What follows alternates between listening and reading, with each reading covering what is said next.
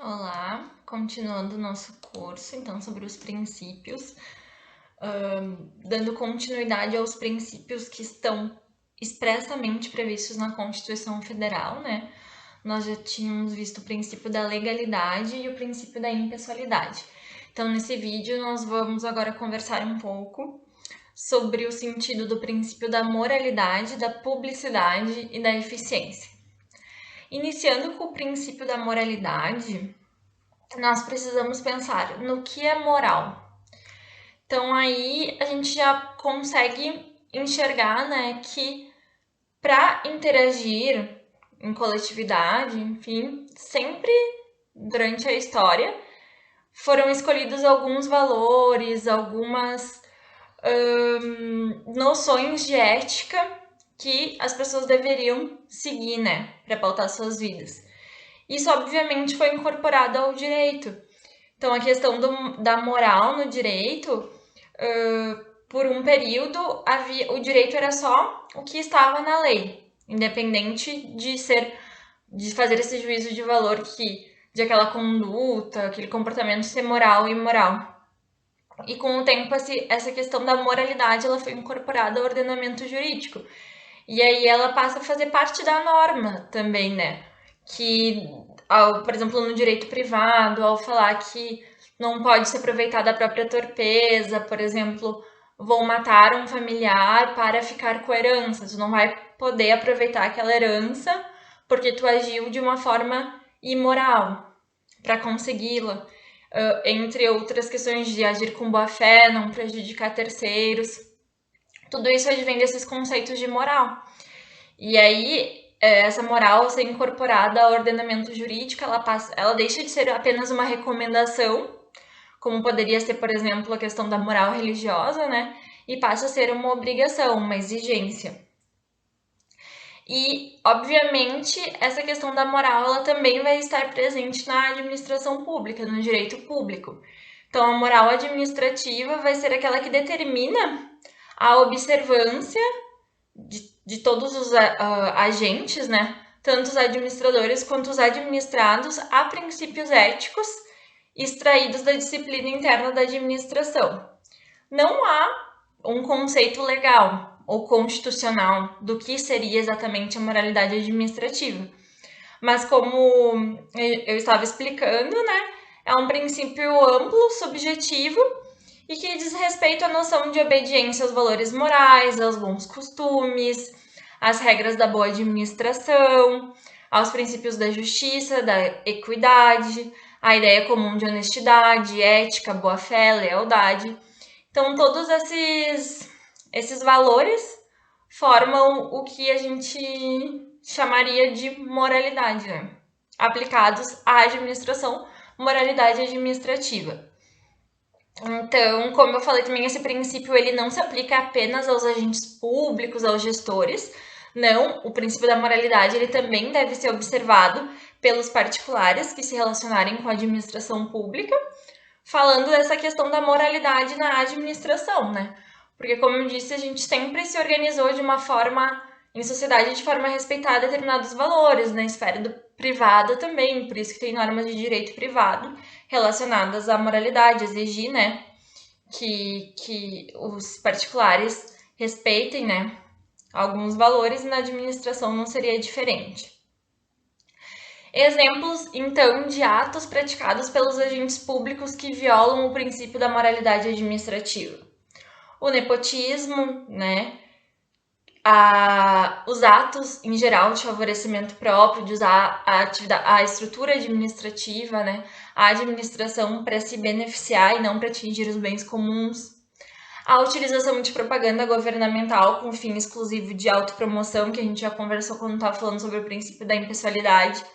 Ao agir assim, o gestor ele viola não só o princípio da impessoalidade, mas também da moralidade, que exige que ele respeite certos valores.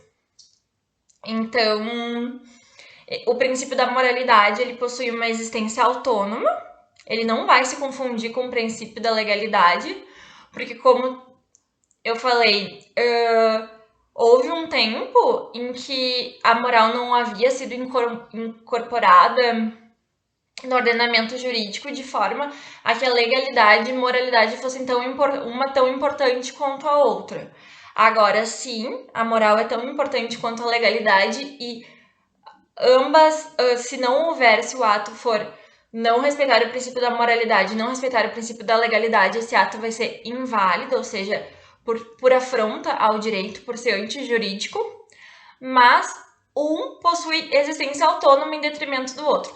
Então, com certeza, pode haver uma lei que seja imoral, porque o campo da moral é muito mais amplo que o da lei, né?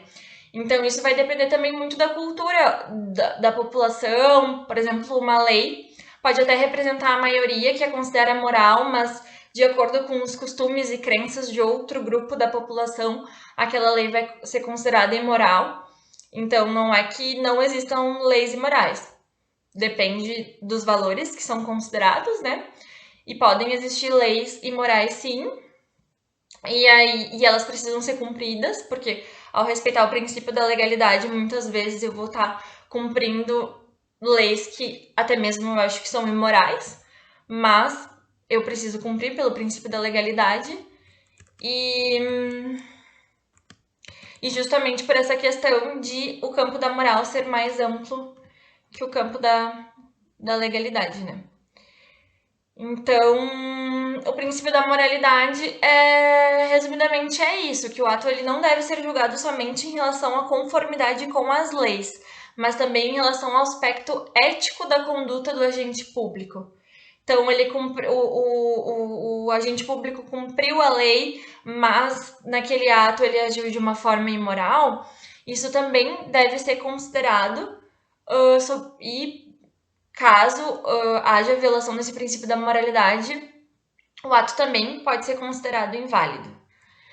Então, essa conduta imoral, a semelhança da conduta ilegal, pode trazer consequências, né, ao gestor também.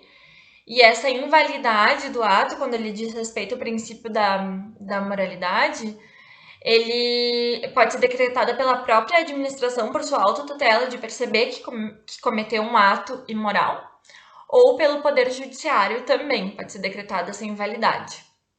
E quais são as principais ações judiciais, então, que nós temos para controle da moralidade administrativa? A ação popular e a ação de improbidade administrativa. Então, o que é a ação popular? A ação popular é um instrumento constitucional previsto na Constituição, né? Que está à disposição de qualquer cidadão que deseje pleitear judicialmente a anulação de um ato administrativo ou contrato que seja lesivo ao patrimônio público, à moralidade administrativa e ao meio ambiente. Então, o que a gente está estudando aqui da moralidade? Qualquer ato que a administração praticar, que o cidadão, né, com título de eleitor, entenda que é lesivo à moralidade administrativa, mediante ação popular, ele pode pleitear a anulação desse ato administrativo. Então, a ação popular ela está prevista no artigo 5º, inciso 73 da Constituição Federal, que fala: qualquer cidadão é parte legítima para a propor ação popular. Aí, cidadão, pessoas que votam, né? Que exercem a cidadania com título de eleitor.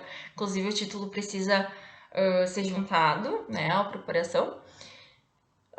Que visa anular ato lesivo ao patrimônio público ou de entidade de que o Estado participe, a moralidade administrativa, ao meio ambiente, ao patrimônio histórico e cultural, ficando o autor, salvo comprovada má-fé, isento das custas judiciais e do ônus da sucumbência. Mesmo se perder a ação, o custo da ação é gratuito. É um mecanismo que o cidadão tem para controlar, né, a moralidade das ações praticadas pelos agentes públicos. Já a improbidade, a ação de improbidade administrativa, ela vai ser objeto de um estudo, né, complementar. Vamos estudar especificamente a improbidade administrativa, complementando esse material dos princípios, mas agora de uma forma mais geral eu vou explicar apenas que a improbidade administrativa ela seria como uma imoralidade administrativa qualificada. Porque quando o ato está eivado de moralidade, está com desrespeito ao princípio da moralidade, ele pode ser anulado, como a gente já viu, pela própria administração, pelo princípio da autotutela, ou por meio dessas ações judiciais, como ação popular. Agora, se esse ato for muito grave, por isso que eu digo imoralidade administrativa qualificada, além da nulidade do ato, pode ser imposta, né, mediante uma decisão judicial, ao agente responsável por esse ato, pesadas sanções também de caráter pessoal, como indisponibilidade dos bens, ressarcimento ao erário, perda da sua função pública, impossibilidade de concorrer, de se candidatar, né, um cargo público por determinado período de tempo. Então, são em determinadas situações, né, determinados atos, quando for essa imoralidade administrativa qualificada, que vai ser objeto de posterior estudo. E também para mostrar, né, complementando a questão da improbidade, como o ordenamento jurídico dispensa uma importância muito grande ao princípio da moralidade, é a questão do impeachment, né, por exemplo, de um presidente da República. Porque a Constituição Federal prevê, seu artigo 85, inciso 5º, que quando o presidente da República enfim, fizer algo, né, que atente contra a probidade administrativa, ele vai estar cometendo um crime de responsabilidade. E o crime de responsabilidade pode ser levado a julgamento, né, para que o Poder Legislativo vote pelo impeachment ou não do presidente. Então, a autoridade máxima do país pode perder o seu cargo se não respeitar o princípio da moralidade, né, incorrer em atos de improbidade administrativa. Por fim, eu acho que é isso. E agora passamos para o princípio da publicidade. O princípio da publicidade, então, ele já é bem conhecido por todos nas leis de transparência, na necessidade de que a administração pública divulgue todos os seus atos, licitações, contratos, vencimento dos seus servidores. Todos os sites, né, de entes políticos têm uma aba destinada a essas informações, à transparência pública, e isso tudo é uma decorrência do princípio da publicidade, que ele não é ele não tem um fim em si mesmo, né? O objetivo do princípio é enfim, que a administração, além de pública, todos os atos, né, emanados dela devem ser feitos em público, né?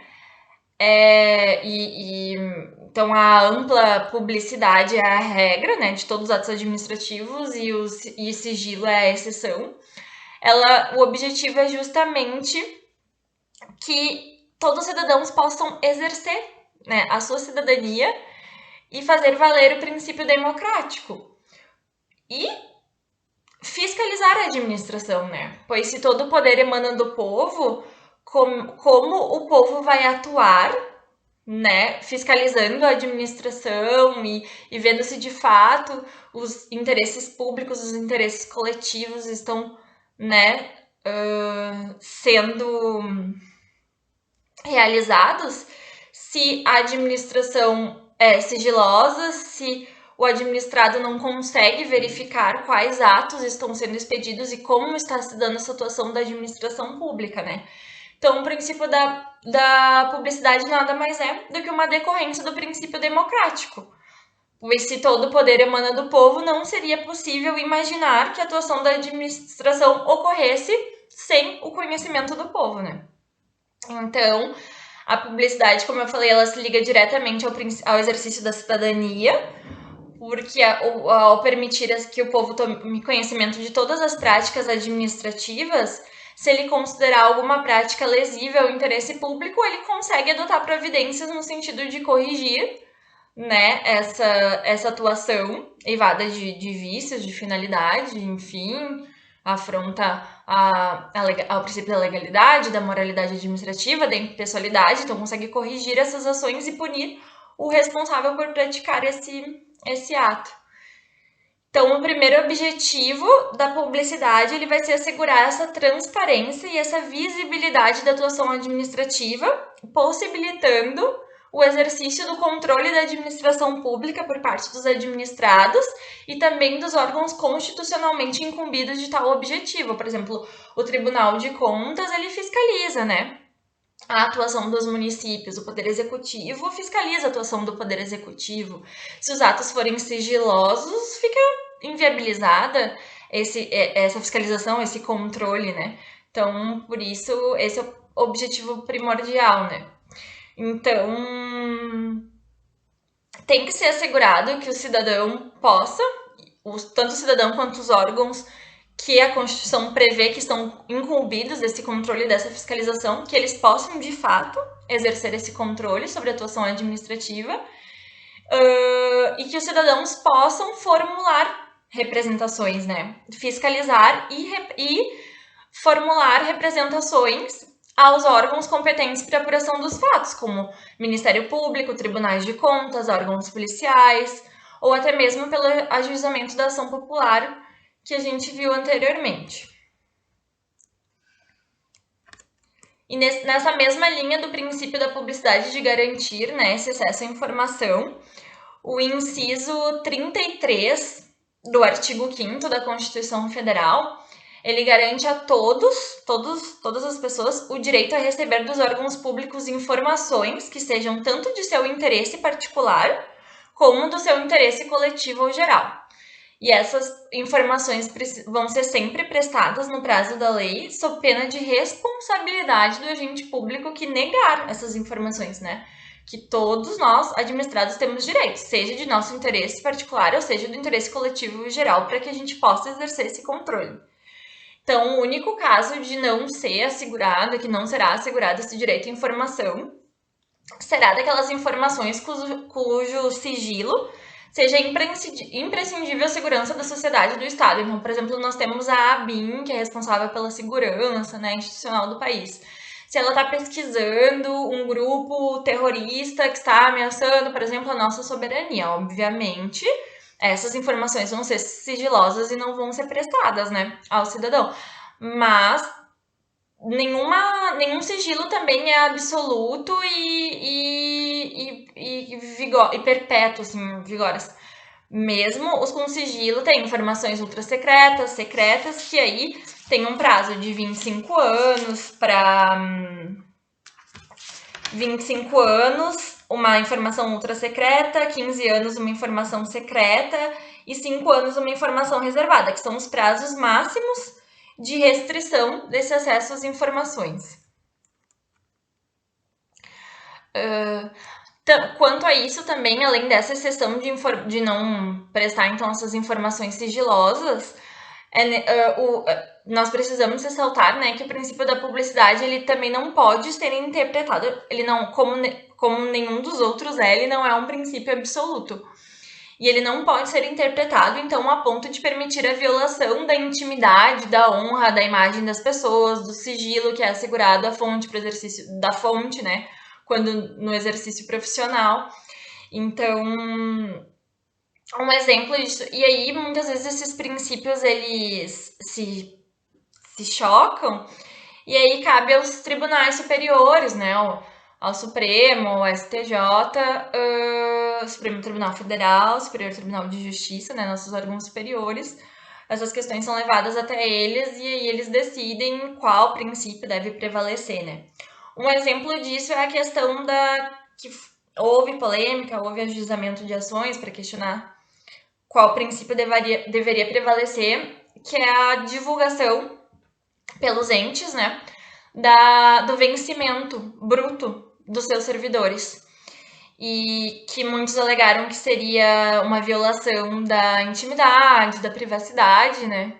que seria uma informação privada, mas os tribunais entenderam que não, que isso foi até o STF, Supremo Tribunal Federal, que entendeu que, nesse caso, o princípio da publicidade deve prevalecer, tá? Sobre o princípio da intimidade, da privacidade, e pode ser divulgado sim, porque todos os servidores públicos são pagos com dinheiro público, então os administrados têm direito sim a saber quais valores são pagos, até para exercer controle sobre isso, e da legalidade, tudo mais. E o que não pode, que aí sim violaria o princípio da intimidade, da privacidade das pessoas, seria divulgar o CPF, o RG desse servidor, o endereço dele. Isso não pode, mas os nomes com os respectivos vencimentos, o STF já diz que ok. Então, entrando em qualquer site, vocês entrar no site da Câmara de Vereadores, da Prefeitura, tem uma aba da transparência em que vão estar todas essas informações de licitações, de contratos assinados, editais de concurso, chamando para audiência pública de prestação de contas, em que o Poder Executivo vai demonstrar ali o que foi gasto no quadrimestre, a Secretaria da Saúde. Então, tudo isso é para cumprir esse princípio da publicidade, tão importante para que os administrados possam controlar a atuação da administração.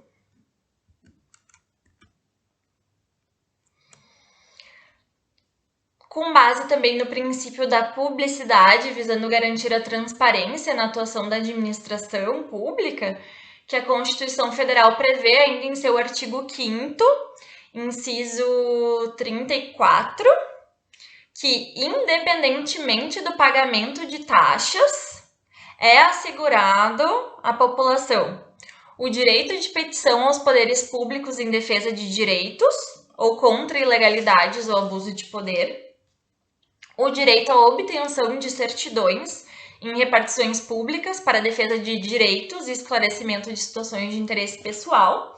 E ainda no artigo 37, parágrafo 3º, inciso 2º, o direito de acesso dos usuários a registros administrativos e atos de governo. Tudo isso é uma decorrência do princípio da publicidade. E, obviamente, se a administração, se o agente público desrespeitar essas regras, o interessado possui à sua disposição também ações constitucionais específicas para tutelar, proteger esse seu direito, né? 2 exemplos, né, nessa questão da publicidade, de ter acesso a essas certidões, a essas informações, são o habeas data e o mandado de segurança. Então, são ambos instrumentos constitucionais previstos no artigo 5º da Constituição Federal, né, que visam assegurar esse direito. Ou até mesmo por vias judiciais ordinárias, um processo simples, né, que não seja um desses instrumentos, é possível também ajuizar para garantir esses direitos. Mas então, no artigo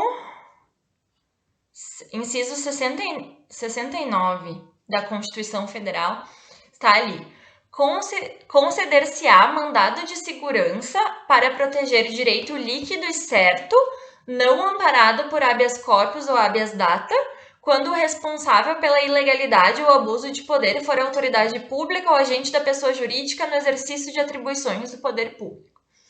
Então, o mandado de segurança é qualquer direito que eu tenho, tá? Que eu tenha líquido e certo, não precisa de dilação probatória, não preciso produzir nada, eu consigo comprovar o meu direito ali na hora de ajuizar a minha ação. E que o responsável por essa ilegalidade, né, por essa afronta ao meu direito, ou for uma autoridade, ou por um abuso de poder, né, contra esse meu direito, for uma autoridade pública ou um agente de qualquer pessoa jurídica no exercício das atribuições do poder público, eu posso impetrar esse mandado de segurança. E aqui diz, quando esse meu direito não for amparado por habeas corpus ou habeas data, que daí são instrumentos mais específicos. Aí o inciso 72 do artigo 5º da Constituição vai trazer a previsão do habeas data, que esse instrumento serve o quê? Para assegurar o conhecimento de informações relativas à pessoa do impetrante, constantes de registro ao banco de dados de entidades governamentais ou de caráter público. Então, eu tenho informações minhas constantes em um banco de dados de uma dessas entidades governamentais, desses entes, ou que seja uma entidade de caráter público, e eles não querem me assegurar o conhecimento dessas informações. Então, habeas data, posso usar esse instrumento para conseguir essas informações. E da mesma, informações minhas, né, relativas à pessoa do impetrante, de quem solicita. E também posso usar o habeas data para retificação de dados, quando não se prefira fazê-lo por processo sigiloso, judicial ou administrativo. Constam minhas informações e dados errados em qualquer banco de dados de entidade governamental. Eu quero corrigir isso, retificar, serve o habeas data também. Então, no material tem uma figurinha mais ilustrativa, né, desses remédios constitucionais do que seria o habeas data, e não cabendo habeas data, eu parto para o mandado de segurança. Então, o habeas data, tanto quanto o mandado de segurança, são um remédio gratuito e cabível apenas se essa informação que eu quero for recusada por via administrativa. Então, são informações que constam em registro ao banco de dados públicos de entidades governamentais. Posso usar, então, para fazer uma retificação desses dados, né, para corrigir esses dados. Consta um dado falso, um dado errado, e não sendo esse caso, para tutelar o meu direito de obter certidões, de obter informações particulares de interesse coletivo ou geral, que não são informações minhas, se negado administrativamente, eu posso usar o mandado de segurança. Então, por fim, né, quanto à forma de concretização desse princípio, como vai se dar a efetivação desse princípio da publicidade, ele pode ser por meio da publicação do ato, né, nas mídias, no diário oficial, ou, em alguns casos, pela simples comunicação ao destinatário.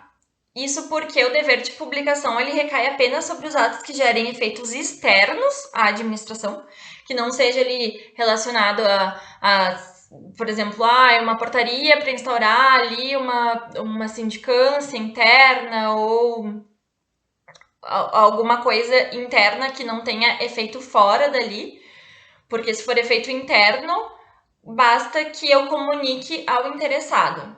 Agora, se for um efeito externo, eu preciso publicar, né, nos meios adequados para que todos possam ver. E também sempre que que haja uma norma legal determinando essa publicação, eu também preciso publicar. Porque, diferente do princípio da legalidade e da moralidade, que a gente já estudou, que ele afeta a validade do ato jurídico, o ato se torna, então, inválido, não pode produzir ali. Não existe, é um ato inválido que atacou a questão jurídica, né? Um ato antijurídico. A publicidade é uma condição necessária para que o ato gere efeitos, para eficácia. Então, a gente pode ter um ato válido, mas se ele não for publicado, ele é ineficaz, ele não pode gerar efeitos, né? Então, a publicidade serve a isso, para dar efeitos àquele ato. Então, sempre quando a lei obrigar a publicação do ato, ela deverá ser feita na imprensa oficial, que é o veículo oficial de divulgação da administração pública. Para a União, por exemplo, é o Diário Oficial da União, para o Estado, o Diário Oficial do Estado, e para os municípios, o Distrito Federal vai ser o que for definido nas respectivas leis orgânicas. O ideal é que tenha um diário oficial também do município, mas se a lei orgânica permitir, se aceita também que seja publicado em jornais de circulação local, no próprio mural físico, né, da Câmara e da Prefeitura, seja divulgado nos seus sites. Então, tudo vai depender do que a lei exigir. finalizando, nós temos a lei, outro exemplo da jurisprudência que decidiu que alguns casos, quando já era efeito nessas publicações de efeito que devem ser divulgadas em veículos oficiais, que geram efeitos externos e tudo mais, que o simples cumprimento da publicação, independente de a pessoa ver ou não, fica implícito que ao publicar já está cumprido e que os administrados tiveram ciência daquele ato. Mas em alguns casos, por exemplo, os tribunais já entenderam que não, que é preciso ir além disso. Por exemplo, quando se faz um concurso e se faz a nomeação do concurso no Diário Oficial, se entende que não dá para exigir do candidato que ele fique durante o período de validade do concurso, por exemplo, 4 anos, todos os dias acessando o Diário Oficial para ver se foi nomeado. Então, se exige ainda que a administração entre em contato por outro meio com esse cidadão, essa pessoa, para que ela possa ser informada desse ato. Para encerrar aqui os estudos básicos, né, do princípio da publicidade, nós temos a Lei de Acesso à Informação, que vale a pena ser lida, a Lei número 12.527 de 2011, e ela vem como uma forma de concretização do princípio da publicidade, né? Porque ela traz que todas as esferas de governo, em seus 3 poderes, administração municipal, estadual, distrital, federal, seus poderes judiciário, legislativo, executivo, ainda administração indireta, né? Autarquias, fundações públicas, empresas públicas, sociedade de economia mista, até ONGs, por exemplo, entidades sem fins lucrativos que recebam dinheiro público, todas elas precisam garantir o acesso à informação.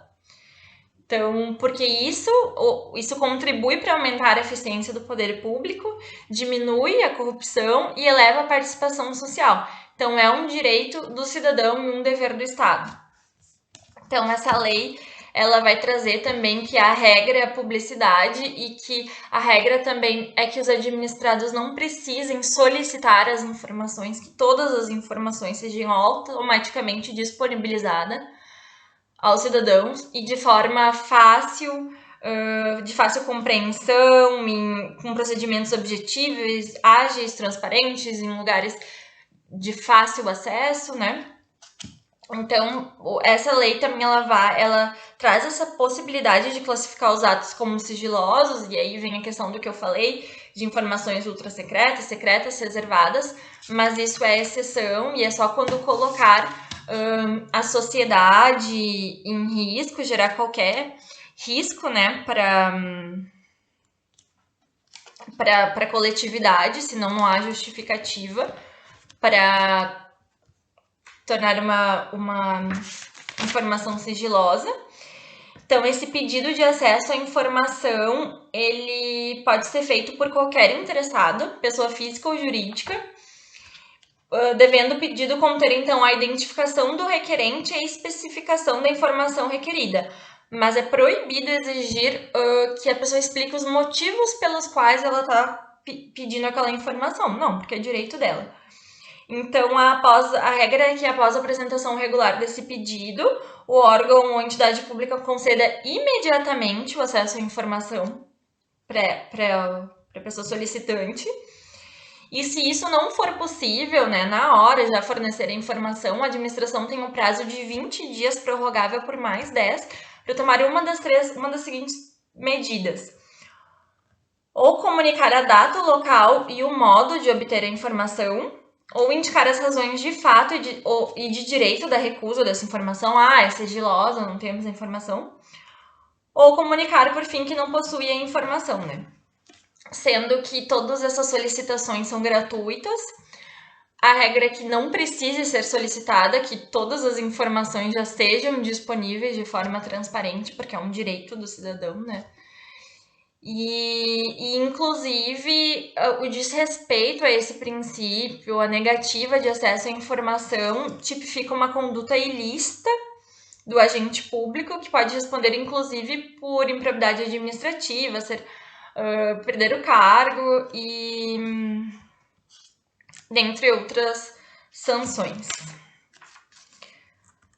Para finalizar, agora os princípios previstos constitucionalmente,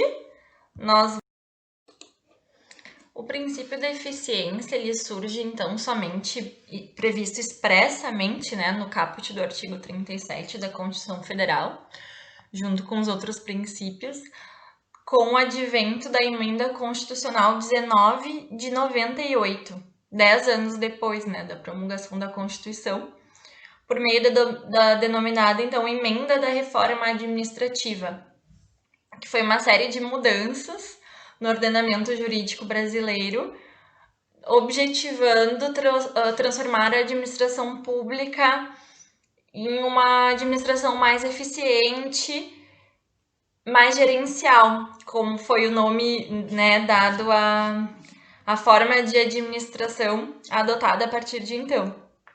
Então, o dever da eficiência, ele corresponde nada mais, nada menos do que ao dever da boa administração, sendo, então, um princípio mais moderno da função administrativa e que já não mais se contenta essa função administrativa em ser desempenhada apenas com legalidade, mas exigindo também resultados positivos para o serviço público e satisfatório atendimento das necessidades da comunidade e de seus membros. Então, o conteúdo do princípio da eficiência, ele vai se relacionar ao modelo de administração pública gerencial, né, como já havia falado, que a administração pública ela passa por 3 estágios, assim, três modelos históricos, né, o patrimonialista, primeiramente, depois o burocrático, e enfim, né, passou a ser gerencial. Não que não haja mesclas da burocracia e da organização administrativa patrimonialista, mas o objetivo com todas essas reformas é deixar claro que a função administrativa precisa se guiar por esse prisma da administração pública eficiente e gerencial, que é a que prima, né, que objetiva a produtividade elevada, a economicidade, a qualidade e celeridade e rapidez dos serviços prestados, a redução dos desperdícios, a desburocratização e o elevado rendimento funcional. Então, uma administração eficiente, ela pode ser resumida na seguinte frase: fazer mais e melhor gastando menos. Então, numa administração gerencial, né, eficiente, espera-se tanto que os agentes públicos desempenhem suas funções norteados pela busca dos melhores resultados, como que a estrutura administrativa seja organizada de forma a lograr os melhores resultados na prestação dos serviços. Então, são esses dois aspectos, né, que são levados em consideração na administração pública eficiente. Então, a administração ela deve racionalizar os seus meios, a sua estrutura para atingir os fins, que aí o objetivo é um serviço de melhor qualidade, gastando menos, produzindo mais. E para isso, se criam vários exemplos de regras que foram introduzidas no nosso ordenamento jurídico para garantir, né, essa eficiência e essa função administrativa gerencial. Os exemplos da avaliação especial de desempenho dos servidores, para que eles adquiram estabilidade, de mesmo após os servidores adquirirem a estabilidade, eles continuarem sendo avaliados, né, no seu desempenho de forma periódica, sob pena de poder perder o cargo. A necessidade da União, Estados e Distrito Federal criarem escolas de governo para a formação e aperfeiçoamento dos seus servidores, né, como exemplo da Escola do Legislativo. Então, é um princípio também que ele não se sobrepõe, como os outros, né, nenhum princípio é absoluto, mas não dá para termos só uma administração eficiente, deixarmos de lado, né, a moralidade, a legalidade, mas também não dá para só se concentrar na lei e termos uma administração burocrática que não seja ágil, que não produza o suficiente, que não atenda, né, os anseios, os interesses de toda a coletividade. Então, a ideia é essa dessa administração gerencial mais eficiente, de desburocratizar, com vistas a prestar um melhor serviço público, né, um serviço de qualidade aos administrados. Então, encerramos os princípios constitucionais, né, os 5 princípios expressos no artigo 37 da Constituição Federal, e em seguida estudaremos os princípios implícitos, que também norteiam a administração pública, embora não estejam expressamente previstos na Constituição Federal, mas decorrem dela, né?